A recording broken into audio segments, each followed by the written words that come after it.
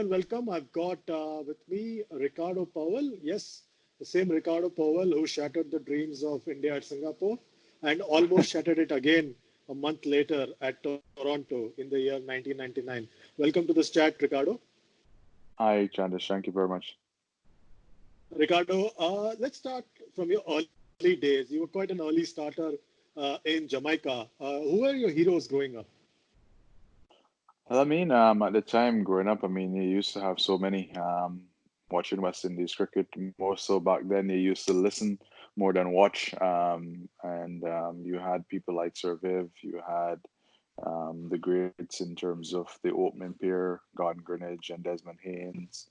And later on, then you had Brian Lara, you had Sir Garfield Sobers. I think as a young cricketer growing up in the Caribbean, there were so many heroes to look up to, and that's inspired so many young cricketers like myself to really um, desire of having a career in cricket.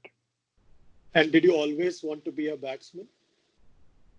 No, I always wanted to be an all-rounder. Strange enough, my favorite part of cricket was always fielding. I always liked to be in the field because I felt that at any given moment the ball will come to you. Compared to batting or even bowling, you might have a choice where somebody, the captain or whoever, might give you the ball to bowl.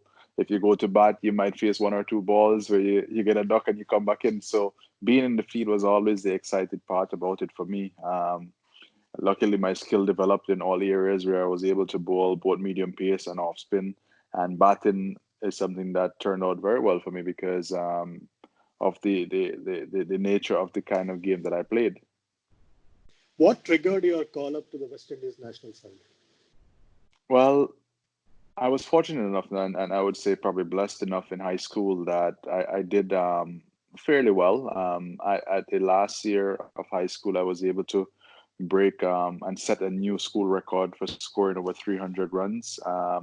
That year, I think I scored probably over 1,000 runs in high school cricket. So from there, I went to the Jamaica under 19 national team and did well in the regional under 19 tournament and got called up into the national team. And again, I was young, enthusiastic, very excited about playing for the country. And in my second game against Barbados, I made 100. And at that stage, one of my heroes in Sir Garfield Sobers was in Barbados at the time, watching that particular game that we played against Barbados, where I made 100.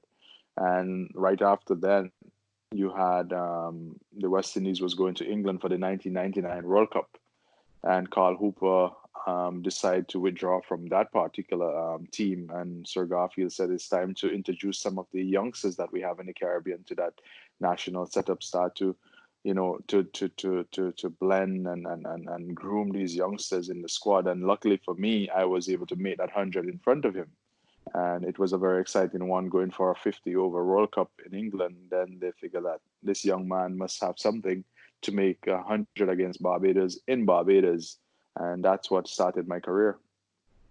Later that year, you go to Singapore for a triangular tournament, which is also featuring India and Zimbabwe. In the final, West Indies is in a spot of bother, and it looks like India is going to run away with the match. And you turn it around with breathtaking innings. You hit some seven sixes, if I'm not eight sixes in that match, if I'm not mistaken, against India, equaling Gordon Grange's record. What went right for you in that particular match? Well, overall, things started off very well in that tour. It was a triangular series tour where Zimbabwe was there as well. And in the first two games before that final against India, I think I made a 50 against India before in the warm up. I wouldn't say the warm up game, but the preliminary round, and I made a 40 something against Zimbabwe. So I was in very good nick. After the World Cup in England, I stayed back and played club cricket in England. So I was playing good competitive cricket before going to Singapore. And the situation there was good batting tracks. The grounds were not as big, and from the feedback of the coaches and stuff like that, majority of the bowling was going to be slow bowling, and we know England bowling at not India bowling attack, where the fast bowlers up front will tend to, get the shine off the ball, and then the spinners will come in the middle and utilize the rough and stuff like that. And for me, it was just a matter of preparation, meeting luck at the time because I was in very good form. And the final itself, the knock, you scored 124 of 93 deliveries. What was the kind of reaction that you got from the Indian team, especially the likes of Sachin Tendulkar, and from your own team when you finished that match? Well, it was something that is still very mm, vivid and memorable. Not very often you get to play an innings like that. I think for a lot of great players and players who have played over 100 ODIs, you really get those magical innings maybe once or twice in your career where you can say like that was something special. Because if you look back at the innings and some of the shots that you play on a normal day, you wouldn't take those chances. And just to win that game and come out just before the innings was over, and someone like Sachin walk up to you and say that's one of the best knock he has ever seen. And at the time, I was just turning 20, so that was something that was exceptional. Um, for many players, that's something that could have gone to their head and they take it the wrong way. But I really took that in a way which, yeah, I should have a very bright career ahead of me, and this is something that I really have to buckle down and really take serious. And I think what helped me as well is that I never played the players who I played against. At the time, I was just playing cricket. I was just enjoying it. I was never looking at Kumble bowling, or I just figured that it was just a normal bowler, and I went out there and played the way I knew how to play. Did you think that knock became a boon or a bane for you in your career? Um, could you repeat that again? Sorry. I said, did you feel that the knock became like the yardstick or the talk around you whenever you went out to bat, or you were judged by that knock at all stages of your career? Well, I mean, cricket is a game where it's always going to be pressure. And if you play in the sport and you cannot handle pressure, you will not survive. And for me, it was the most important innings of my career, I would say, because that set me up for a lot of great things to come. I mean, after that, I was able to make a lot of great innings. I was able to make great contribution to winning series. For instance, the 2004 Champions Trophy in England. But along the way, you had disappointments, just like any other sport. And for me, yes, I was young, and I think at the time we didn't have a lot of grooming in West Indies cricket. Not a lot of mentor in terms of where you can say as a youngster you're gonna be playing at this level and you can learn on the job. It was just constant ODIs after ODIs. I mean, I can remember in those first 4 or 5 years that I played, I ended up probably playing like 28 first class games. So I was always touring. So there was never a break in between where you can say, you know what, I'm going to go back and work on my game, go somewhere else to work on that. You have to learn on the job. And I was pretty much branded then as an ODI player. And even though at the time when I made the West Indies team, my main score was in 4-day cricket, which I excelled in before making a West Indies ODI team.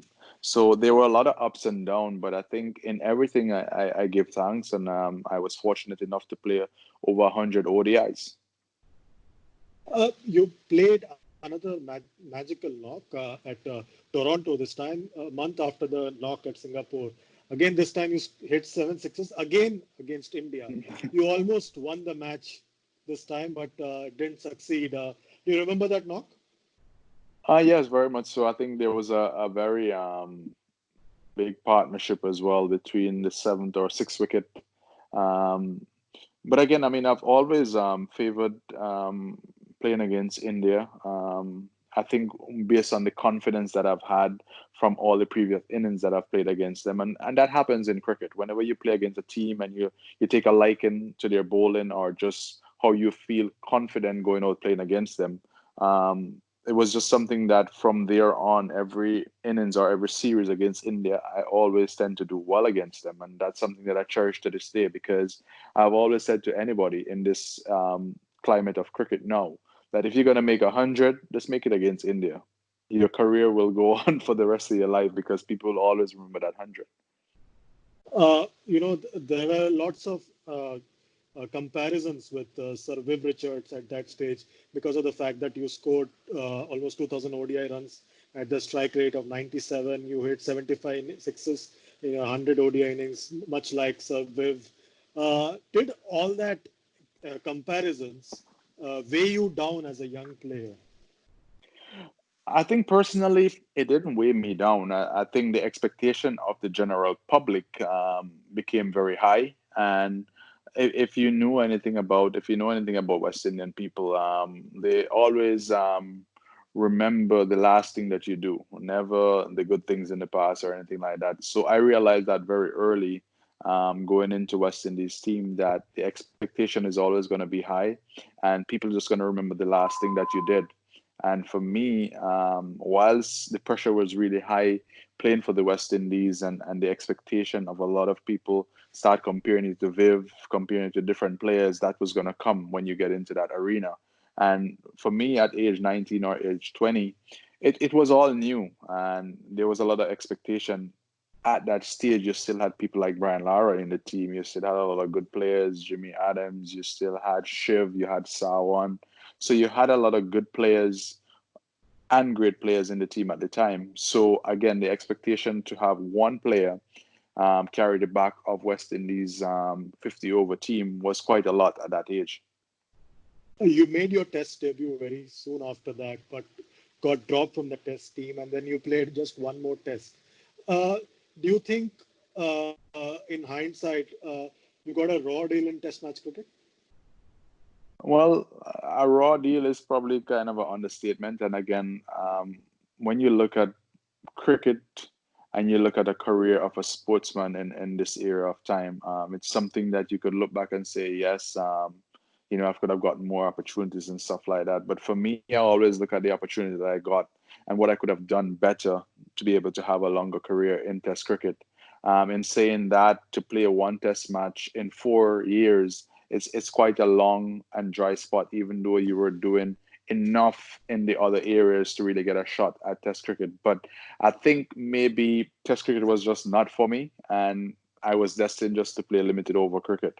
Um, in the Test match in New Zealand, I actually top scored in the in the second innings, and I got dropped the next Test match.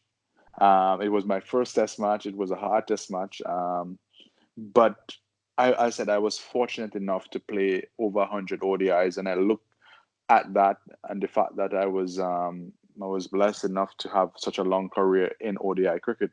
And if we all look at what cricket is today, and how limited over cricket has taken over the world, I'm not disappointed or sad in any way about it.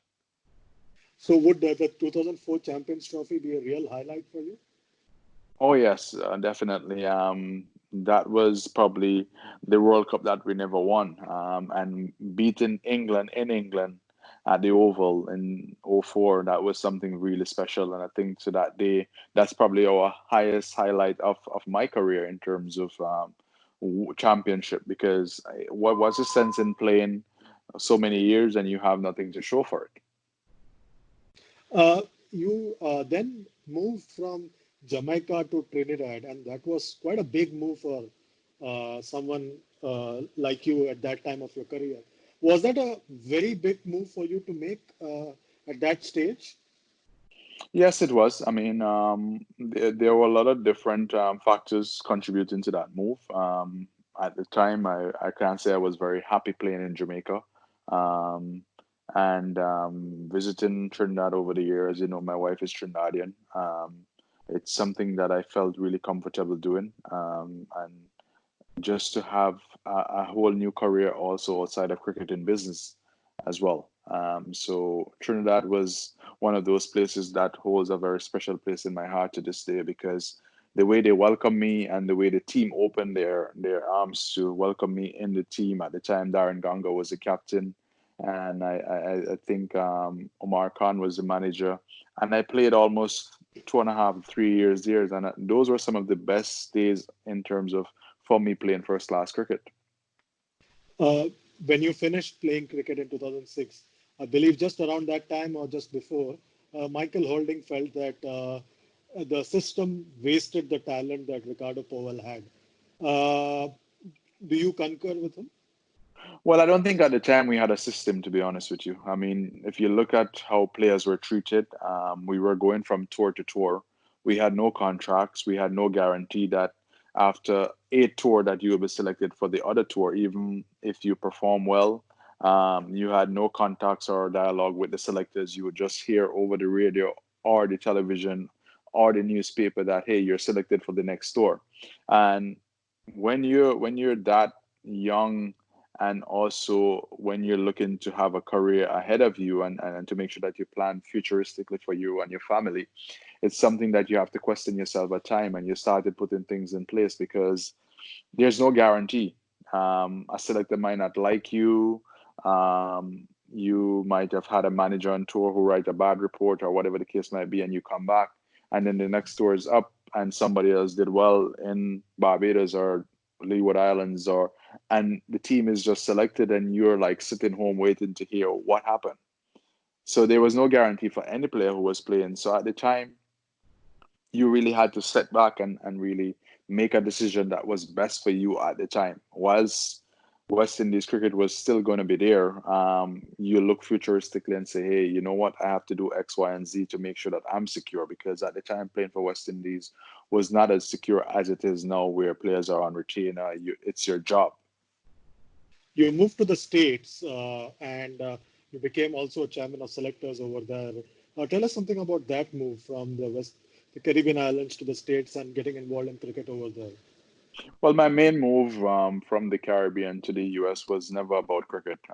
It was always about our last son who was diagnosed with autism, and we wanted to make that move for him to make sure that he have a life ahead of him. Because in the Caribbean, we had nothing set up for kids with autism or Down syndromes or anything like that. So we wanted to make that move for him, and that was the main move. Accidentally, I was here for about, I would say, maybe almost 3 to 4 years before I really got involved in USA Cricket that way, because USA Cricket had their mess at the time as well, where their board was going nowhere. It's when ICC stepped in and decided that they wanted to get cricket on the right path, to have a good administration. Then ICC reached out to me and asked me if it is that I could be the chairman of the selection panel to make sure that we get the right players, get the right team, and get the right program going here. And I obliged, and I volunteered for 3 years in that position to make sure that we were able to get USA Cricket to ODI status. Finally, you are also married to a celebrity television host in that particular region, Alicia, and she's quite a famous personality. Uh, was it easy or difficult for her because of your career, in the sense that uh, because of her success, was she able to understand uh, the the various plateaus and highs that you went through in your career? At first, it was something that was difficult for her because she didn't understand the whole board, and how it operate, and how selection and stuff like that really was done. And that took some time to really get used to. And I would say probably overall, she never really got used to it because it was always a roller coaster. And luckily, I had a wife who had a great business mind, somebody who was forward thinking and planning ahead of I was. And we were able to make sure that we had something set up for after cricket. And to this day, I still have that in her. In her own right, she is a media personality, not only in the Caribbean now, but also in the US. And officially, probably like about 4 or 5 years ago, she changed her name officially to Baja, because that's the name and the persona that comes with everything that she does. After her 2008 breast cancer diagnosis, she was literally transformed and changed in terms of her name and everything like that. And the outlook became different. But with West Indies cricket, you just never know what is going to happen tomorrow. And sometimes you have to make sure that you plan according to what you think is right and what you think your future holds for you and your family, and make sure that moving forward, everything works out for you the best way that you can plan it. Finally, do you sometimes feel that maybe if you were playing in this era, you could be probably looking at $1 million IPL contract. I think everybody in that era who played alongside with me and played before me would probably say that. But I'm very blessed in terms of my life, in terms of where I'm at now and what I have accomplished over the last maybe 9 years. I can't say yes. I would have probably earned way more money in terms of playing 2 or 3 or 5, 6, 7 IPL, but I don't know if I would have gained the experience and life lessons that I have earned now and the kind of human being that I am today. So I think in everything in life, you have to give and take, and you don't know what part is really made out for you. I played for 6 years, and I was blessed enough to play the amount of games that I played. And I think that contributed for something else in my life. Maybe somebody who is playing now would not have taken that road maybe 5, 6 years ago, and maybe that was not their path. But I think I believe in my faith in terms of what is meant for you is for you, and what life has to offer you, it will all come to you in the end. Thanks a lot, Ricardo. You will always be remembered in India. We'll never forget you for what you did to Sachin Tendulkar in Singapore. May you keep doing what you're doing well, and hope you stay safe in these times of coronavirus. Thank you, Chandra, and same to you guys in India as well. Thanks a lot.